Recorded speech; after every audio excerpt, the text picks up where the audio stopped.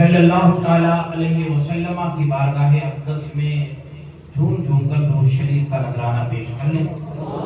اللہم صلی علی سیدنا و شفیعنا و مولانا محمد مبارک وسلم، صلاۃ و سلام علیک یا سیدی یا حبیبی یا رسول اللہ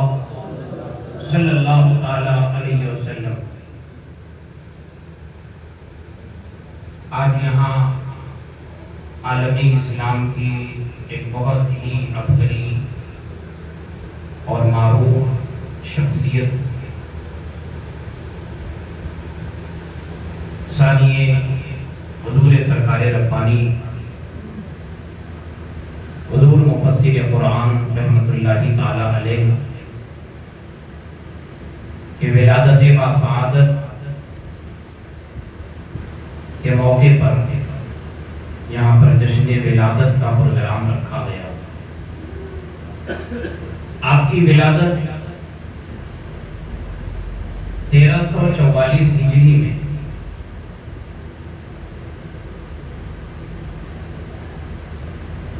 سرزمین اتراکھنڈ کا علاقہ جو ہے ایک بہت ہی علمی گھرانے میں آپ کی ولادت ہوئی۔ حضور مفسر قرآن رحمۃ اللہ تعالی علیہ کو سرزمین زکریا بندر والے جتنا اچھے سے جانتے ہیں اور جتنا فیض اور کرم کی بارشیں جتنا زکریا بندر والوں پر ہوئی ہیں، شاید کسی اور اسٹیٹ پر اتنا کرم فرمایا جتنا کرم اہل ممبئی سرزمین زکریا بندر میں۔ نہ تو یہ علاقہ، کیونکہ مجھے خود 17 سال ہونے کو آ رہا ہے اس سرزمین پر، نہ تو یہ علاقہ مالی حالات سے بہت زیادہ امیر ہو اور نہ بہت بڑے بڑے رئیس اور رؤسا رہتے ہوں، کچھ بھی نہیں، لیکن اس سرزمین سے اور یہاں والوں سے بے پناہ ان کے شیخ نے ان سے محبت فرمائی۔ کمال کی بات تو یہ ہے کہ لوگ اپنے مرشد سے محبت کرتے ہیں، ہر کوئی کرتا ہے اور کرنی بھی چاہیے۔ لوگ اپنے شیخ سے محبت کرتے ہیں، مگر کمال تو یہ ہے کہ جب شیخ بھی اپنے مریدوں سے محبت کرتے ہیں، یہ کمال کی بات ہے، یہ فیض کی بات ہے۔ اور اپنا خصوصی فیض جو سرزمین زکریا بندر والوں کو عطا فرمایا، شاید کسی اور کو یہ فیض عطا نہیں کرا۔ آپ کی زندگی کا ہر لمحہ، ہر شعبہ اٹھا کر دیکھا جائے کہ آپ کی ولادت ایک علمی گھرانے میں، ایک حسینی خاندان میں، جن کے والد ماجد وقت کے خود ایک ولی کامل ہو، عارف باللہ ہو، اپنے وقت کے شیخ کامل ہو، اور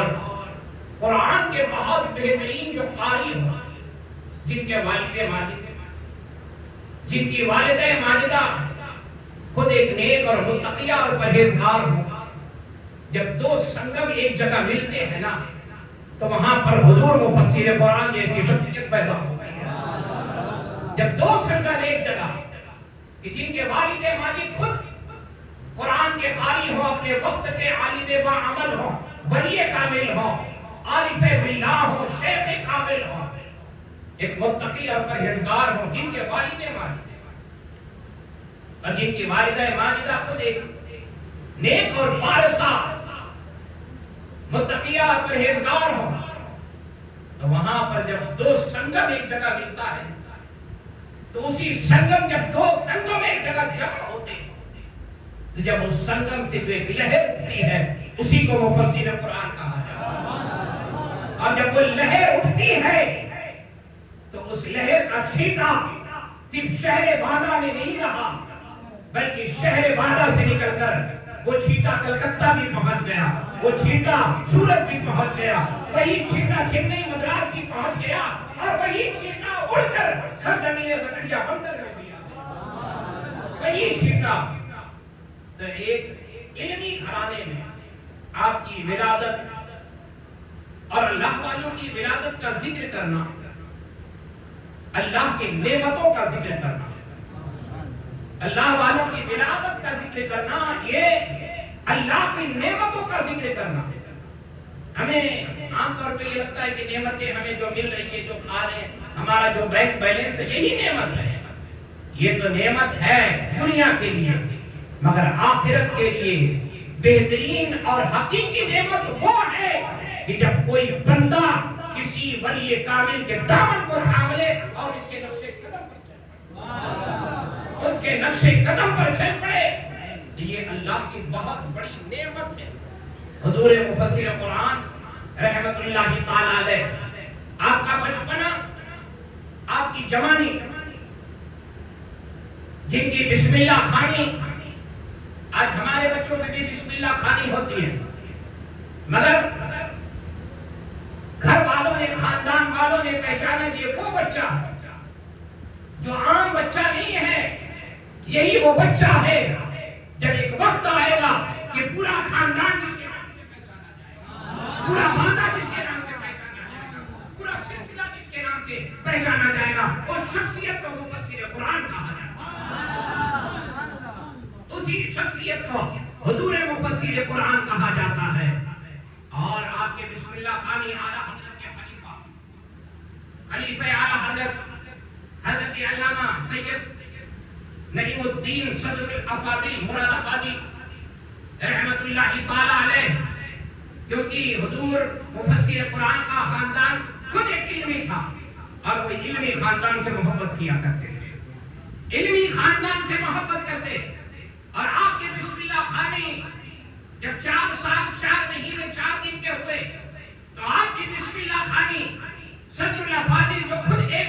قرآن کے مفسر ہیں, جنہوں نے قرآن کی تفسیر لکھی ہے, جسے تفسیر نعیمی کہا جاتا ہے, جو خود اعلیٰ حضرت کے خلیفہ ہیں, اپنے وقت کے محدث بھی ہیں, مفسر بھی ہیں, فقیہ بھی ہیں. حضور مفسر قرآن کی بسم اللہ خوانی جب کرائی ہے اور جب دعا مانگی ہے, خاندان کے لوگوں نے جب اس دعا پہ آمین کہا ہے تو لوگوں نے دیکھا آگے چل کر کہ اسی خاندان کا ایک فرد ہے, لوگوں نے اسے مفسر قرآن کے نام سے جانا. یہی خاندان کا ایک فرد ہے کہ جس کی بسم اللہ خوانی ایک مفسر نے کرائی تو آگے چل کے لوگوں نے دیکھا کہ اسی خاندان کا ایک فرد مفسر قرآن ہوا اور دنیا کے لوگوں نے جانا کہ وہ مفسر قرآن ہے. جب قرآن کی تفسیر بیان کرنے پہ آتا ہے تو قرآن کی تفسیر کو قرآن سے بیان کرتا ہے, قرآن کی آیتوں سے بیان کرتا ہے, اس کے بعد دلائل کی روشنی میں حدیث پاک کے انبار لگا دیتا ہے. حدیث پاک کے انبار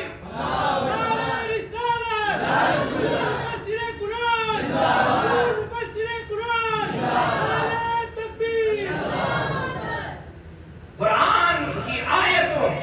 اور اس کے بعد حدیث کے انبار لگا دیتا ہے. یہ اپنے تو اپنے بیگانے بھی اپنی داد کے نیچے انگلیاں دبا لیتے ہیں کہ جب یہ فاطمہ کا نور نظر, سرکار ربانی کا لخت جگر, شاہ قاری عبد المعبود قادری امانی رحمت اللہ تعالی علیہ کا لخت جگر جب کسی بد مذہبوں کو جواب دینے پر آتا ہے تو ادھر ادھر کی بات نہیں کرتا اور اپنے دلائل سے لوگوں کے دانتوں کو کھٹا کر کے رکھ دیتا ہے اور بتاتا ہے, سنو تم کہتے ہو کہ قرآن میں یہ ہے, قرآن سے ثابت کرو, قرآن سے ثابت کرو. آؤ میں تمہیں قرآن سے بتاتا ہوں کہ قرآن کیا کہہ رہا ہے, قرآن کیا کہہ رہا ہے, اختیار مصطفیٰ پہ قرآن کیا کہہ رہا ہے, علم غیب پہ قرآن کیا کہہ رہا ہے, حاضر و ناظر پہ قرآن کیا کہہ رہا ہے, حضور کی شفاعت پہ قرآن کیا کہہ رہا ہے. تو اسی خاندان کا ایک بچہ جسے ہم اور آپ مفسر قرآن کہتے ہیں، جس کی بسم اللہ خانی علامہ سید نعیم الدین مراد آبادی نے کرائی، اور جنہوں نے ابتدائی تعلیم خود اپنے گھر پر حاصل کی، اپنے گھر پہ چاہتے تو اپنے گھر ہی سے عالم فاضل سب بن جاتے، کیا ضرورت تھی؟ مگر میں نے سوچا کہ جب گھر میں خود اتنے بڑے بڑے عالم تھے تو دوسرے شہر بدایوں جا کر علم دین حاصل کرنے کی کیا ضرورت؟ تو مجھے حضور غوث پاک کا وہ واقعہ یاد آیا، حضور غوث پاک کا وہ واقعہ یاد آیا کہ جب حضور غوث پاک رضی اللہ تعالیٰ عنہ نے بسم اللہ خانی کی تو 15 سپارے پڑھ دیے، استاد دنگ رہ گئے، کہتے ہیں بیٹا یہ کہاں سے سیکھا؟ ہم نے تو تمہیں بسم اللہ خانی کرانے ہم آئے ہیں۔ کہا میں اپنے ماں کے پیٹ میں تھا نا تو ماں پڑھتی تھی، میں سنتا تھا، میں نے یاد کر لیا۔ وہی غوث پاک رضی اللہ تعالیٰ جب کسی نے پوچھا تھا وہ یہ نہ کہے کہ ضرورت کیا تھی، میں دلیل کے طور پہ یہ بات کرنا چاہتا ہوں۔ حضور غوث پاک رضی اللہ تعالیٰ ہوتے، کسی نے پوچھا تھا آپ کو کب پتہ چلا آپ اللہ کے ولی ہو؟ کہتے ہیں مجھے تو بچپنے میں پتہ چل گیا، مجھے تو بچپنے میں۔ اور حضور مفسر قرآن سے اگر آپ پوچھتے آپ کو کب پتہ چلا، یہ وہ اللہ والے ہیں جو اپنی ولایت بتاتے نہیں ہیں، اپنی ولایتوں کو چھپایا کرتے ہیں، اپنی ولایتوں کا ڈھڈورا نہیں پیٹتے، اپنی ولایتیں چھپاتے ہیں، اور اتنا چھپاتے ہیں اور ایسے متقی اور پرہیزگار ہوتے ہیں کہ جب زمانے کی نظر ایسے اللہ والوں پر پڑتی ہے تو وہ دیکھ کر دنگ رہ جاتا ہے۔ یہ وہی ہے جس کے بارے میں کہا گیا ہے جس کا چہرہ دیکھو تو خدا یاد آ جائے، جس کا چہرہ دیکھو تو خدا یاد آ جائے۔ جب لوگوں نے دیکھا تو صرف مفسر قرآن نہیں کہا، عبد المعبود کا بیٹا نہیں کہا، شاہ عبد الربانی، شاہ عبد الرب سرکار ربانی کا ثانی نہیں کہا ہے، بلکہ لوگوں نے دیکھا ہے تو ولی کامل کہا ہے، عالم ربانی کہا ہے، عالم ربانی کہا ہے۔ وہ شخصیت حضور مفسر قرآن کی کہ آپ کے والد ماجد نے آپ کا شہر بدایوں شریف ایک وقت تھا، وہ علم کا گہوارہ، جہاں پہ بڑے بڑے علماء، جہاں کے بڑے بڑے علماء اور مشائخین اس خاندان اور اس ادارے میں جاتے ہیں۔ آپ کے ہم عصر علماء جو ہیں، آپ جو رسالہ اس میں پڑھ سکتے ہیں کہ حضور بابا جان رحمۃ اللہ تعالیٰ علیہ کے ہم عصر علماء، ان کی کیا شان ہے، اپنے وقت کے بڑے بڑے چھوٹی کے علماء جن کے ہم عصر علماء یہ ہوں، جن کے ساتھیوں کی یہ شان ہو، حضور مفسر قرآن رحمۃ اللہ تعالیٰ علیہ شہر بدایوں شریف میں آپ نے آدھا علم تو اپنے خاندان سے، اس کے بعد جا کر بدایوں شریف میں علم حاصل کیا۔ علم حاصل کرنے کے بعد آپ کا وہی معمول رہا کہ جہاں پر آپ نے دینی تعلیم حاصل کی وہیں دنیاوی تعلیم بھی آپ نے حاصل کی، مگر اللہ والوں کا حال تو دیکھو، کتنی بھی دنیاوی تعلیم حاصل کر لے مگر دنیا کا رنگ نہیں چڑھتا۔ ہاں یہ یاد رکھنا، دنیاوی رنگ نہیں چڑھتا، وہ تو رنگ وہی ہے، مولا علی کا رنگ ہے، ابو بکر کا رنگ ہے، عمر فاروق کا رنگ ہے، عثمان غنی کا رنگ ہے، مصطفیٰ جان رحمت کا، کہ رنگ میں جو رنگا ہو وہ دنیاوی رنگ میں کیا رنگے گا؟ دنیا کا رنگ نہیں چڑھا، اور دنیا میں دیکھا، جس کے تقوی کو بھی دیکھا، جس کی عبادت کو بھی دیکھا، جس کے اٹھنے بیٹھنے کو بھی دیکھا، جس کے کھانے پینے کو بھی دیکھا، جس کی خطابت کو بھی دیکھا ہے، جس کی تبلیغ کو بھی دیکھا ہے۔ زمین پاندہ سے نکل کر جب آپ نے تبلیغی دورہ شروع کیا ہے اور ایسا شروع کیا کہ خاندان کے بڑے بڑے جو اس وقت کے اولیاء اللہ تھے، لوگوں نے کہا تھا یہ وہ بچہ ہے کہ آگے چل کر لوگ کہیں گے کہ ہم نے سرکار ربانی کو نہیں دیکھا، محدث پانی پت کو نہیں دیکھا، عبد المعبود ربانی کو نہیں دیکھا، مولا کائنات کو نہیں دیکھا، امام حسن و حسین کو نہیں دیکھا، اہل بیت کو نہیں دیکھا۔ اگر دیکھنا ہے کسی ایک رنگ میں سارا رنگ نظر آ جائے، ہر رنگ نظر آئے گا۔ نعرہ رسالت، حضور مفسر قرآن، جہاں پر ہر رنگ نظر آئے گا، اور ایسا رنگ کہ تقوی کا رنگ، علم کا رنگ، پرہیزگاری کا رنگ، ہر رنگ نظر آئے گا۔ اور جو لوگ قریب ہوئے ہیں تو انہوں نے تو دیکھا ہے نا، میں نے کہا نا کہ سب سے زیادہ فیض سرزمین زکریا بندر والوں، سب سے زیادہ، جیسے لوگ کہتے ہیں محسن صورت، میں تو کہتا ہوں کہ وہ محسن ممبئی ہے۔ ہاں محسن ممبئی ہے، جس طرح سے محسن گجرات ہے اسی طرح سے وہ محسن مہاراشٹر بھی ہے، محسن مدراس بھی ہے۔ مگر جو فیض سرزمین زکریا بندر، سرزمین ممبئی نے جو حضور مفسر قرآن سے لیا ہے، جتنے قریب سے دیکھا ہے اتنے قریب سے کسی نے نہیں دیکھا۔ حضور مفسر قرآن اپنے خاندان کے نور نظر لختے جگر رہے، لوگ خاندان کے بڑے بڑے لوگ آپ سے دعائیں کرا، بہت بڑی بات ہے۔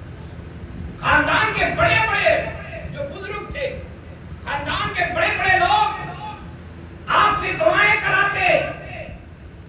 اے مفسر قرآن دعا کر، اے مفسر قرآن دعا فرما۔ اور آپ نے تو بارہا دیکھا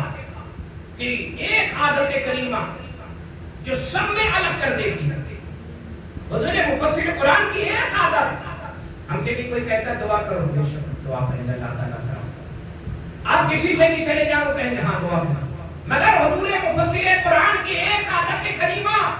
جو سب میں الگ کر دیتی، اگر کوئی کہتا کہ دعا فرما دے تو اس کو صرف یہ کہہ کر ٹال نہیں دے کہ کروں گا، بلکہ اسی وقت دعا کرتے تھے۔ ہاں دعا کروں گا یہ نہیں کہتے ٹھیک ہے جب نماز پڑھوں گا کر لوں گا، جب اکیلے میں رہوں گا نہیں، اسی وقت کہا جاتا ہے پتہ نہیں بندے کی کب کس وقت دعا قبول ہو جائے۔ اور اللہ والوں کی دعاؤں کا عالم تو یہ ہوتا ہے جب وہ رب کی بارگاہ میں اپنے ہاتھ کو اٹھا دیتے ہیں، اللہ ان کی دعاؤں کو قبول کر لیتا ہے، اللہ ان کی دعاؤں کو قبول کرتا ہے۔ میں آخری بات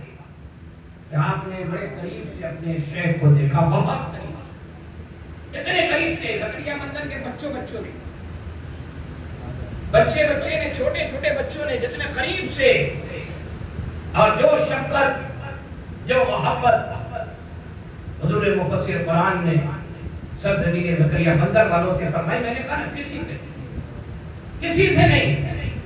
جو اپنے شیخ کا لاڈلا ہو، جو اپنے شیخ کا نور نظر ہو، جو اپنے شیخ کا لخت جگر ہو، جو اپنے شیخ کا نور نظر لخت جگر ہو۔ لوگ اپنے پیر کی تعریف تو کرتے ہیں مگر کتابوں میں بہت کم ملتا ہے کہ پیر نے مرید کی تعریف کی ہو، بہت کم دیکھنے کو ملتا ہے کہ کتابوں میں کہ کسی شیخ نے اپنے مرید کی تعریف کی ہو۔ اور حضور مفسر قرآن کے شیخ حضور سرکار ربانی نے اپنے مرید خاص، اپنے خلیفہ، اپنے جانشین کی جو تعریف فرمائی ہے کہ میرا یہ پوتا آگے چل کر لوگ دیکھیں گے کہ زمانہ اس کو دیکھنے کے لیے بیتاب ہے، زمانہ اس کو دیکھنے کے لیے بیتاب رہے گا۔ اور اللہ والوں کی نظریں وہ ہوتی ہے، چہرہ وہ ہوتا ہے، ایسا حسین چہرہ ہوتا ہے کہ ہماری نظر ایک بار ان کے چہرے پر پڑ جائے وہی ہمارے لیے عید کا دن ہوا کرتا ہے۔ اور حضور مفسر قرآن رحمۃ اللہ تعالیٰ علیہ کی شخصیت آپ کو اچھے سے جانتے ہیں۔ میں نے جو بڑے قریب سے علماء جو جماعت ہوتی ہے نا، علماء جب وہ کسی کو دیکھتے ہیں نا تو بہت قریب سے دیکھتے ہیں، کس کے اندر کتنا ہنر ہے، اس کی کتنی شان ہے۔ میں مسجد میں کھڑے ہو کر مجھے اور کسی کے بارے میں کہا جائے تو نہیں، لیکن میں نے جہاں تک حضور مفسر قرآن ایک سب سے بڑی خوبی ہے جو ولایت کے درجے تک پہنچا دی، وہی خوبی جو شریعت و سنت کا پابند رہا، ہاں جس کی ایک نماز نہ چھوٹے، جماعت کا وقت ہو جائے تو فوراً نماز کے لیے مصلی بچھا دینا، گھر میں نماز پڑھنا، اپنے گھر کی مسجد میں نماز پڑھنا یہ بڑا آسان ہوتا ہے، سفر میں نماز پڑھنا یہ بہت مشکل ہوتا ہے۔ مفسر قرآن کی عادت کریمہ یہ تھی کہ جس طرح سے گھر پر نماز کا اہتمام کرتے تھے، اسی طرح سے آپ سفر میں بھی نماز اسی طرح سے نماز کا اہتمام یہ نہیں کہ 2 رکعت پڑھ لو، سنت پڑھ لو اور جلدی کرنا، بلکہ پورے اہتمام کے ساتھ جماعت نماز کا اہتمام کرتے اور پھر اپنے مریدوں کے حلقے میں پہنچ جاتے ہیں۔ تو وہاں بھی جن لوگوں نے دیکھا کہ جب تک مسجد چل کے آتے رہے ایک بھی نماز انہوں نے اپنے حجرے میں نہیں پڑھی، صحیح کہہ رہا ہوں نا، نماز پھر حجرے میں نہیں پڑھی، بلکہ جیسے ہی اذان کا وقت ہوتا مسجد میں تشریف لاتے اور بار جماعت تکبیر اولیٰ کے ساتھ تکبیر اولیٰ کے ساتھ نماز پڑھتے اور عصر میں نماز کے لیے آ جاتے مسجد، تو پھر واپس نہیں جاتے، صرف نماز پڑھ کے نہیں، پھر اس کے بعد وظائف، تلاوتیں اور جو بھی معمول ہے۔ تو ایسے لوگ، ایسے شیخ اور ایسا مرشد بڑے زمانے میں ہوتا ہے، بڑے زمانے میں ایسا شیخ اور شیخ کامل، مرشد کامل، ولی کامل، متقی اور پرہیزگار، جس کی پوری زندگی پیدائش سے لے کر آخری وقت تک اگر کوئی دیکھے تو کوئی یہ نہیں کہہ سکتا کہ مفسر قرآن کی جوانی ایسی تھی، بڑھاپا ایسا تھا، بچپنا ایسا تھا، مگر جن لوگوں نے دیکھا ہے یہ کہا ہے جیسا بڑھاپا ویسی جوانی تھی، جیسی جوانی ویسا ہی بچپنا تھا مفسر قرآن۔ یار حال تو یہ ہوتا ہے کہ بچپنا کچھ اور ہوتا ہے، جوانی کچھ اور ہوتی ہے، جب بڑھاپے کی تحریک پر انسان قدم رکھتا ہے اور سوچتا ہے اپنے آپ کو تبدیل کر لے، تھوڑا نظریں جھکا لے، نظریں نیچی کر لے، مگر مفسر قرآن کی نگاہیں تو روز اول سے اخیر تک نیچے ہی رہ گئی۔ ہاں، روز اول سے نگاہیں نیچی تھی۔ اللہ پاک کا بڑا کرم رہا۔ آپ لوگوں نے حضور مفسر قرآن کے ہاتھ میں اپنا ہاتھ دیا، اور میں وہی نصیحت جو حضور بابا جان کی، میں وہی نصیحت آپ لوگوں سے، آپ اپنے شیخ کامل کے نقش قدم پر چلیں، شیخ کامل کے نقش قدم پر چلیں، اسی میں عافیت ہے اور اسی میں شیخ کا فیض بھی ہوگا، شیخ کا کرم بھی۔ اگر اپنے شیخ کے نقش قدم پر چلو گے، کہیں بھی وہ انہوں نے کسی سے سمجھوتا نہیں کیا، دینی معاملات میں کہیں بھی کوئی سمجھوتا نہیں کیا، چاہے بڑے سے بڑی طاقتیں آ جائیں، بڑے سے بڑی طاقتیں آ جائیں، کوئی بھی آ جائے، کسی معاملے میں کسی سے سمجھوتا نہیں کیا دین کے معاملے میں۔ تو آپ بھی اپنے شیخ کامل، شیخ طریقت حضور مفسر قرآن کے نقش قدم پر چلیں، اسی میں عافیت ہے اور اسی میں آپ کو اپنے شیخ کا فیض ملتا رہے گا، ہمیشہ ملے گا اور ملتا رہے گا، اور جب تک ہم پر ہمارے شیخ کی نگاہیں رہیں گی، فیض ملتا رہے گا، ہم کامیابی کی دہلیز طے کرتے رہیں گے۔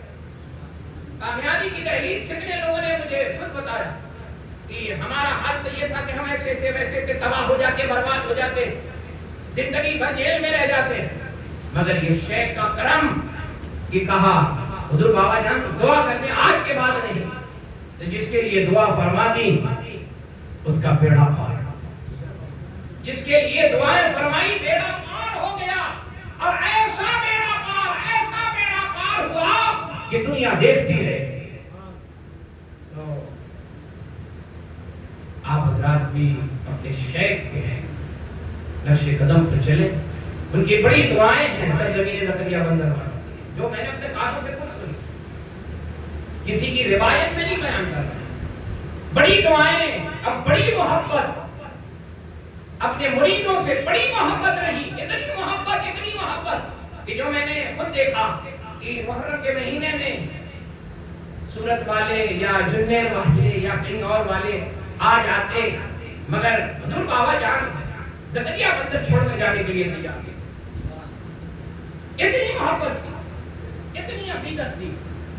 اتنی محبت۔ تو جب آپ کا پیر، آپ کا شیخ آپ سے اتنی محبت جس نے کیا، پوری زندگی جس نے آخری لمحے تک آپ کا ساتھ دیا، اور محرم شریف کے اسٹیج کو آخر وقت تک سنبھالتا رہا. 72 سال تک جس نے ذکر حسین اس سرزمین پر کیا.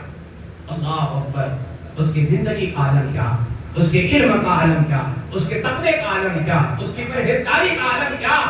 کہ جس نے آپ کو اپنی پوری زندگی دی, آپ کو دعاؤں سے ہمیشہ نوازتا رہا. کبھی بھی زکریا بندر والے اگر دعا کے لیے کہتے تو سب سے زیادہ ایک چیز اور کہ سب سے زیادہ حضور بابا جان سے اگر کوئی قریب رہا ہے تو زکریا بندر والے ہے نا. سب سے زیادہ حضور بابا جان سے اگر کوئی قریب رہا ہے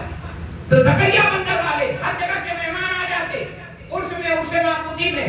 مگر جب تک بمبئی والے نہیں پہنچتے بابا جان بار بار پوچھتے بمبئی والے آ گئے, بمبئی والے آ گئے, بمبئی والے آ گئے, کب آئیں گے بمبئی والے. ہمیشہ بمبئی والوں کو یاد کیا کرتے. اللہ تعالیٰ ان کے فیوز و برکات سے ہم سب کو مالا مال فرمائے. جشن ولادت کی محفل اللہ تعالیٰ اسے قبول و مقبول فرمائے, اور جتنے حاضرین ہیں سب کی حاضری کو اللہ رب العزت قبول فرمائے. سب کو حضور مفسر قرآن کے فیوز سے, سلسلے ربانی کے فیوز سے اللہ تعالیٰ ہم سب کو مالا مال فرمائے, اور ہم سب کے علم میں, عمل میں, عمر میں, رزق میں اللہ برکت عطا فرمائے. جن نوجوانوں نے آج, ان بچوں نے آج اس محفل کا انعقاد کیا, اللہ تعالیٰ ان نوجوانوں کے بھی حوصلہ اللہ عطا فرمائے, اور انہیں ان کے مرشد کے فیوز سے خوب مالا مال فرمائے. اور فاتحہ خوانی ہوگی, اس کے بعد شجرہ شریف پڑھا جائے گا.